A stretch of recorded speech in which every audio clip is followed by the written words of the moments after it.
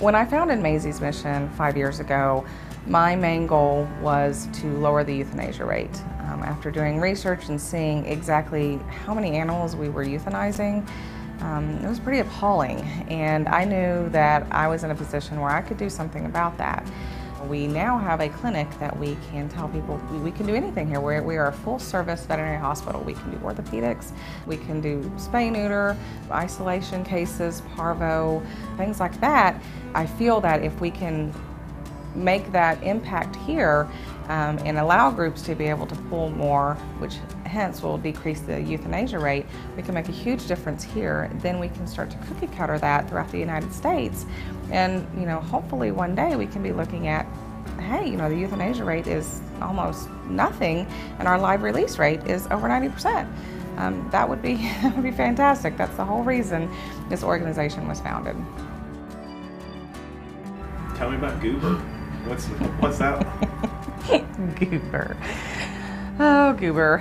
Our veterinary technician got wind of some dogs that were basically abandoned in a backyard. It was a litter of dogs, and we offered to take one of the worst ones. But we took him in and put him on all the medications he needed to be on. He needed to be on, long-term ivermectin and anti-yeast medications and antibiotics and baths and all that. And our technician took care of him at first.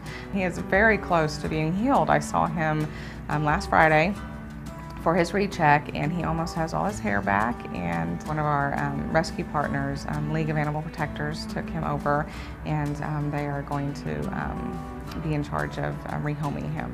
We named him Goober because he's just a goober. I mean, he's got a personality that you do not forget. He makes you smile. If you don't smile with this dog, there's something wrong with you, because he is just a really neat dog. We had a cat dropped off to be neutered by one of our rescue partners, and we examined him before his neuter, and I realized that actually his bladder had been paralyzed along with his tail, more than likely from being hit by a car. So knowing that, we went ahead and put him under anesthesia and did some x-rays on him, and at that time we realized that his right hip had also been dislocated. We knew that he needed to have that hip fixed. He was going to need to have some medications for this bladder, potentially have some acupuncture, and have that tail amputated. When I talked to the rescue group about it, they felt like it was best if they just signed him over to us due to his multiple ailments and the amount of money that it was potentially going to cost them, which is another reason why Mazie's is here. We want to make sure that every animal is taken care of, and if a group is having difficulty with that, we can help them take over their care. So we did. We started him on some medications for his bladder. We did a what's called a femoral head osteotomy on him and amputated his tail, and he's doing very, very well. His hip is doing fine. He's walking completely normally. He doesn't miss his tail at all. It was just basically a dead appendage back there, so he's doing much better without it. He is living with a Mazie's foster right now. He's doing extraordinarily well. All the cards were lined up right for him that day, so it was another good case for us. Mazie's Mission was contacted about a dog that was in a municipal shelter locally who had a broken leg, and she had pretty much just shut down in the shelter, and we were asked if we could take her on.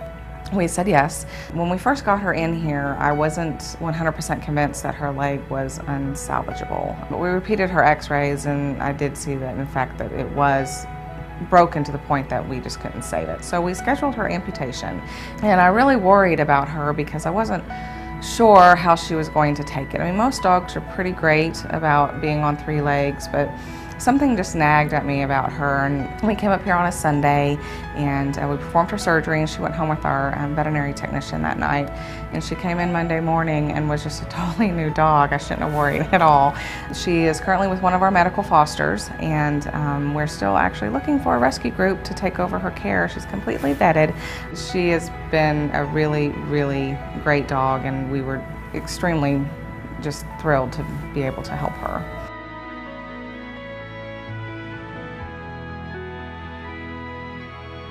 Well, Hope Store has been around for over about 20 years. and we serve families that are victims of domestic violence. The benefit of working with Mazie's Missions here with Hope Store, it takes sometimes a victim 7 times to leave the abuser, and there's a variety of reasons why. One of those sometimes is because they have pets that they don't want to leave behind, that they're afraid is like family that's going to be abused as well. And we actually, since we've been able to partner with Mazie's, we've already been able to house some pets because that can be the difference of a victim leaving their abuser. Mazie's mission is so much more than an animal hospital. It's a place for the abused, neglected, and sick. Together, we can create a sanctuary for all those who have long since been forgotten. A state-of-the-art hospital will provide veterinary care for municipal shelters and local rescue groups. A forensic team will work on-site to obtain evidence for puppy mill, animal cruelty, and hoarding cases.